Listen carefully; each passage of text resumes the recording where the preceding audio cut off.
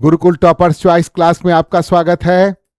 12वीं क्लास के लिए व्यापारिक अध्ययन हमारा चैप्टर है functional areas of management. Management से शुरू होता है ये पहला चैप्टर, जो थोड़ा लंबा है, इसलिए इसको अलग अलग छोटे छोटे हिस्सों में बांटकर पढ़िए तो इंटरेस्टिंग भी लगेगा और आप बेहतर ढंग से इसको सीख भी पाएंगे। विस्तृत अध्ययन के लिए तो किताब है ही। तो आइए आज एक नया टॉपिक हम लोग शुरू करें, इंपॉर्टेंस ऑफ मैनेजमेंट।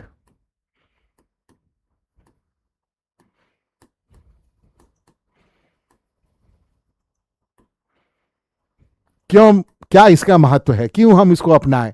हम इसको इसीलिए अपनाते हैं क्योंकि इससे हमको लाभ प्राप्त होता है, और वो भी लाभ क्या है, भयंकर है, बहुआयामी है, सबके साथ जुड़ा हुआ है। तभी ना कोई किसी भी चीज को हम लोग लाभ के लिए ही अपनाते हैं ना।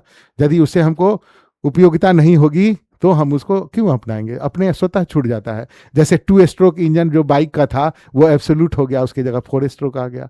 उसको भी आप एब्सोल्यूट कर रहा है, बैटरी वाली गाड़ी आ गई। आने वाले दिनों में सारा गाड़ी बैटरी का ही हो जाएगा।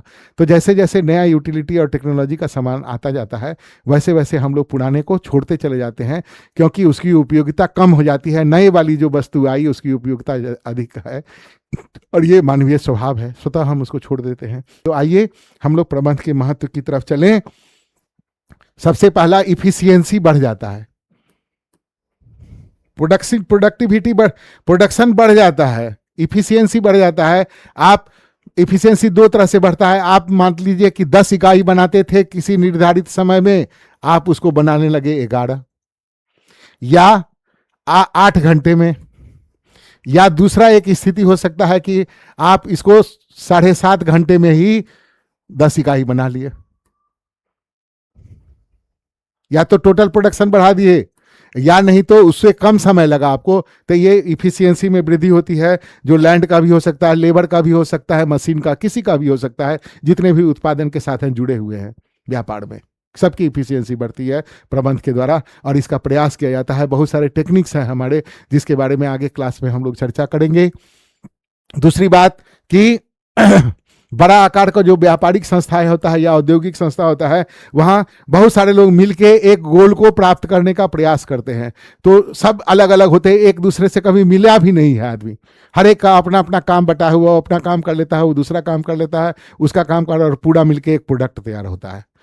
तो ग्रुप बिहेवियर को कंट्रोल करना, ग्रुप बिहेवियर को एक सर्टेन दिशा में ले जाना, ये बहुत बड़ा प्रॉब्लम है और बहुत बड़ा अचीवमेंट है कि सबको हम मित्र भिन्ना भिन्ना लोग को एक प्लेटफॉर्म पर ले आए और सबसे मिलाकर एक साथ काम कर लिए। मतलब समझ जाइए कि एक ही घाट पर शेर भी है, बकरी भी है, लेकिन सबको हम जिंदा रखे हैं, सबकी अस्तित्व है और सब मिलके काम कर रहा है। तो ऐसा काम कौन करता है? प्रबंध करता है। तो ये प्रबंध के महत्वपूर्ण लाभ है। उसके बाद राष्ट्र के विकास में, मतलब किसमें विकास? आर्थिक और औद्योगिक। राष्ट्र का विकास क्या रे भैया? आर्थिक एवं औद्योगिक।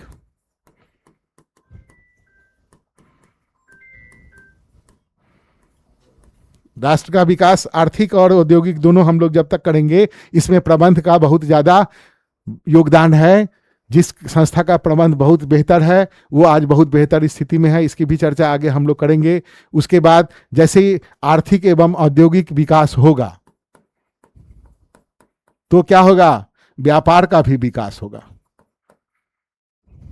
व्यापार का विकास होगा, और इससे व्यापार विकसित होगा तो रोजगार के नए अवसर आएंगे और अधिक से अधिक लोगों को रोजगार मिलेगा।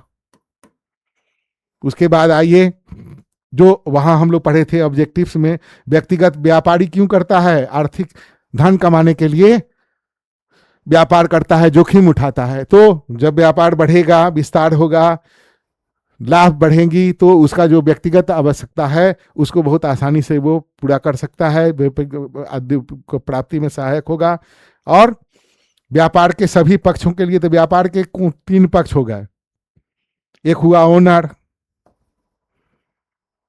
उसमें काम करने वाला, उसमें पूंजी लगाने वाला,